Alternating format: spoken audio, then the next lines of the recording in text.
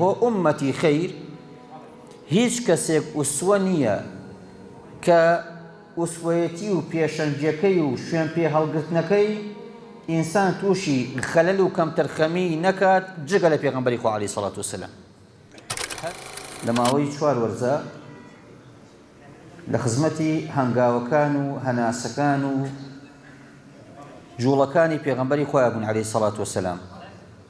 لە مەسافەی چەند ساڵێکدا ئەگەر چی ئیحاتەکردن بە ژیانی پێغەمبەری خوا عەلەیهی سەڵات وسەلام، دەرهێنانی پند و ئامۆژگاری، ڕێگە دۆزینەوە لێی زۆری ئەوێت.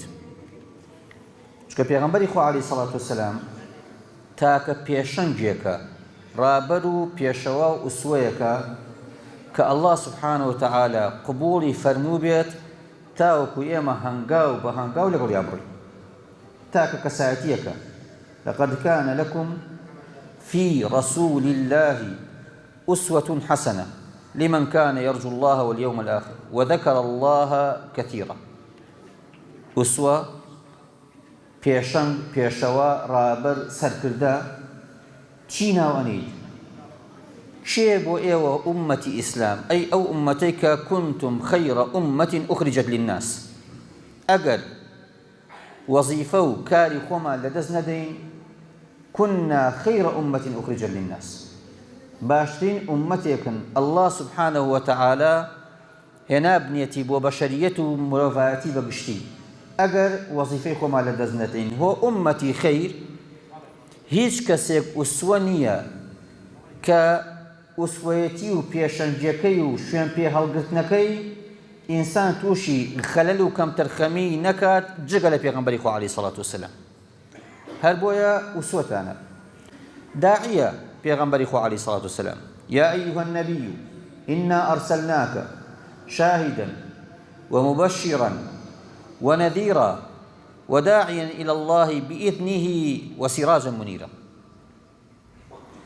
رسول عليه الصلاة والسلام پیغمبری خو عليه الصلاة والسلام الرقاكي أشكرا ورونا قل هذه سبيلي أدعو إلى الله على بصيرة أنا ومن اتبعني وسبحان الله وما أنا من المشركين.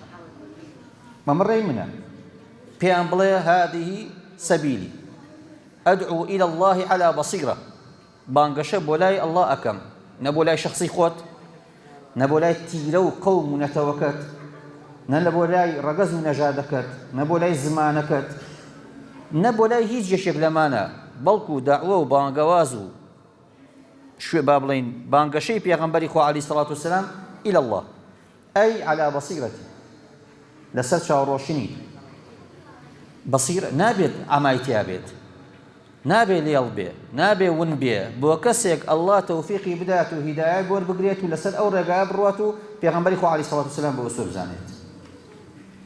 پێغەمبەری خوا عەلەیهی سەڵات وسەلام وەزیفەی ئیسلاح و چاکسازیە، چونکە پێغەمبەران هەموویان وەزیفەیان ئاوها بووە. إن أريد إلا الإصلاح ما استطعت وما توفيقي إلا بالله عليه توكلت وإليه أنيب.